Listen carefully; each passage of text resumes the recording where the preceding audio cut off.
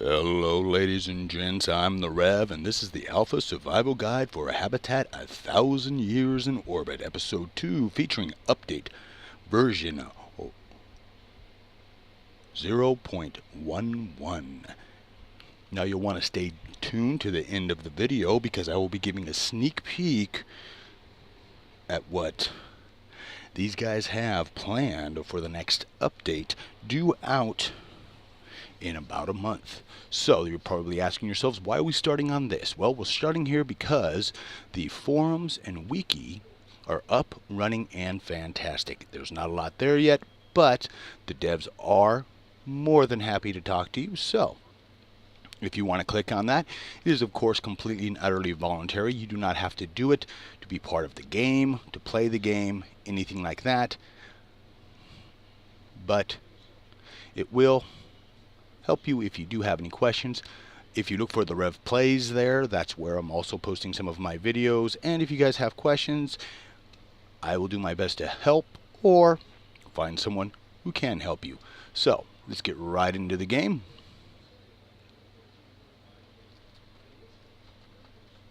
And the first thing we're going to talk about, as you can see, a few of the new items here, and we'll be going over those.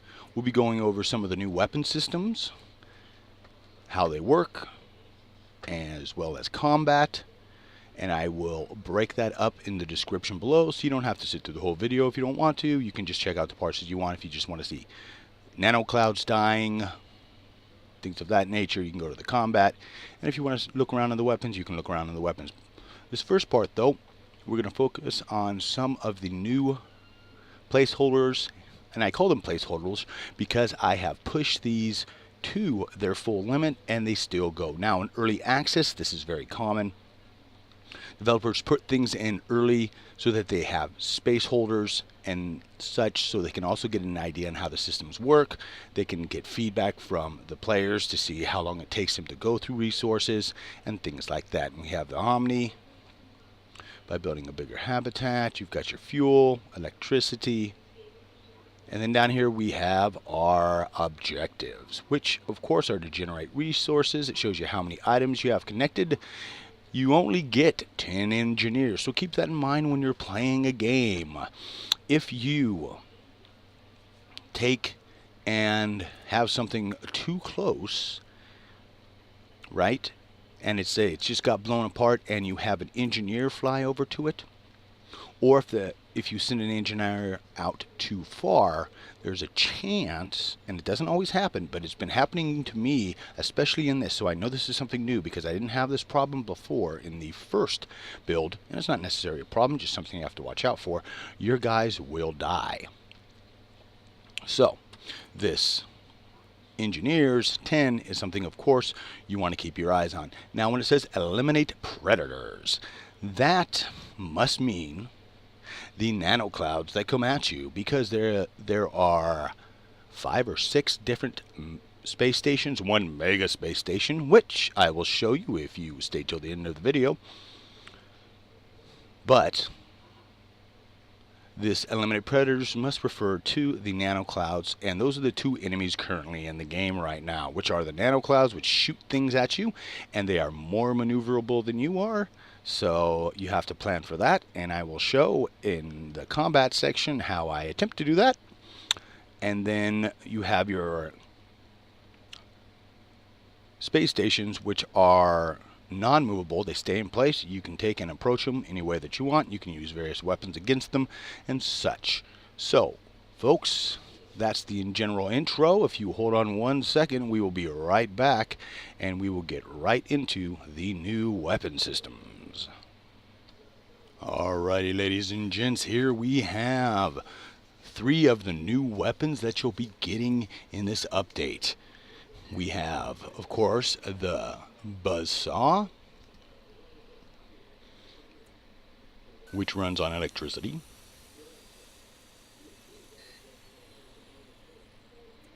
We have the fireball hands, of course, which runs on fuel and likes to bounce off things.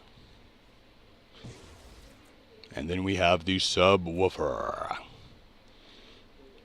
which the whole point of and what it does is it will shake apart the connectors that hold stations together so that you can separate stations out, break them up, and use them for your own repurposes. So what we're going to do is we're going to slowly put on over to our space station here, and we're going to get right into it, and I'm going to show you guys how effective the buzzsaw is. Now, it is a short range weapon, so it's mainly designed for going after space stations, getting in there, tearing things apart. It is not made to go after the nano-clouds, which are one of the main enemies of the game, and we'll show later in the show here. So as you can see, it just goes right in and obliterates. Now, here you can see we've turned things around. One thing you always want to make sure you do is that your astronauts are not in the way of your weapons when you're going to be firing them. I've lost too many astronauts that way. So, we'll get our position somewhat decent here. We'll kick the subwoofer. We'll see how that's doing. And then we'll start firing our fireball hands. As you can see, the subwoofer, it does okay. I'm sure it still needs a little more tweaking. But the fire hands, again, it's a question about it actually hitting where it's supposed to on target. And you'll see here, now we're getting somewhere fancy. And you can see it's completely shredded and done. Now, what you see here is the station defense cannon coming in again to our station here, so I can show you guys what it looks like. The station defense cannons are not that bad. They're okay. They do a decent job. Now, the flamethrower, which is on the right side, doesn't really. I'm not quite. It says it has a plan, but personally I couldn't find anything that was satisfactory for my use. But then again, this is an early alpha build, and of course things are going to change and look different. One thing you did need to notice with that cannon is that the physics are in place and it will shift you and move you. Now, what do we have here? We have the defense cannon and our rocket launcher. Now, one of the good things about this is you can see I've actually built a small movable platform, and both of the station units actually are tracking onto the enemy station there. You can see it's actually the rocket launcher's actually targeting some very specific things, and it's blowing the station up. So as I move in closer, I can just keep unloading as long as I've got the fuel, and this one appears to be Omni fuel that we're using to fire our rocket launcher. And we can get in there and we can do the job that needs to be done. Of course, get enough of the defenses down, then we go after the main and we blast it. So folks, hold on 1 second and we'll get into a fight with a Nano-cloud next. Alrighty, ladies and gents, here we are. I've got my omnidirectional, I've got my rocket launcher, and we've got a Nano-cloud coming at us, slowly but surely. So, you want to keep your distance so that you can aim and shoot as needed. Now, from what I've seen, each area as you go into them, and there's currently 5 around our planet here, where you go into new debris fields, there's one of these nano-clouds that pops up. So, how are we doing? How close are we?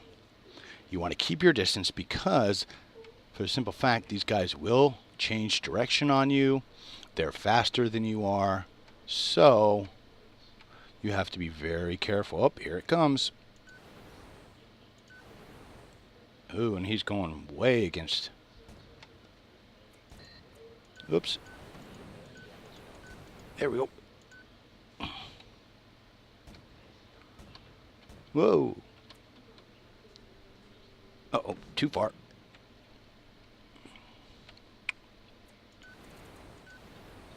Nope, not far enough now.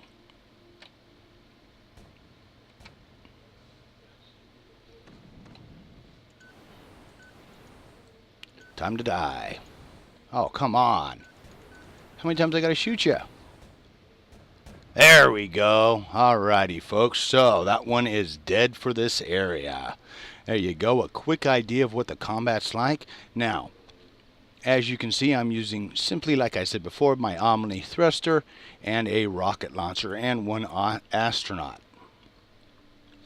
I would suggest when you go in and you first go into and you start your game, you build one of these little guys and you go out and you kill that thing. Otherwise, you'll be out digging, fighting, looking for things, and that thing will come in behind you. It'll wipe out one of your habitats. As you can see, you only get two, which is this one, and of course our base one, which of course you want to change around and do other things too, and then you're going to be in trouble. So there you go, folks, a quick idea of what the combat's like. I didn't show it in the first video. I wanted to make sure I showed it in this one. I don't want to show you guys too much because they do different things. And as always, I don't want to show all of the game. I want to leave a little bit to the imagination so you folks can get in there and explore for yourself. So hold on, and we'll get into our final section where we talk about our sneak peeks of the next update that'll be coming in about a month. And I'll show you the various battle stations that you'll be going against. So hold on, and we'll be right there.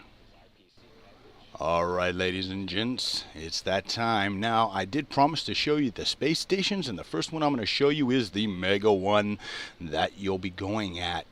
And I do plan on making a video where I build something big and nasty and try and attack the Eiffel Tower. That's right. I'm going to do my best to see if I can build something for you guys to tear into that bad boy. Now, if you stayed to the end of the video, I said I had some sneak peeks on the next update. And what I have been able to find out is in about a month or so, we're looking at them showing a new station management interface, the addition of precision construction mode, and a combination system which allows players to use all of the effects of their habitat pieces and upgrade their powers. So I would assume that means that they'll be putting the tech tree in, which should make things very interesting. As you can see, as we're going through the towers here, or the space stations, there are 5 total, 1 big one, and 4 of the small ones. So, I'm the Rev. I'd like to thank you for watching, and I'll see you next time if the gods don't get me first, or the wife.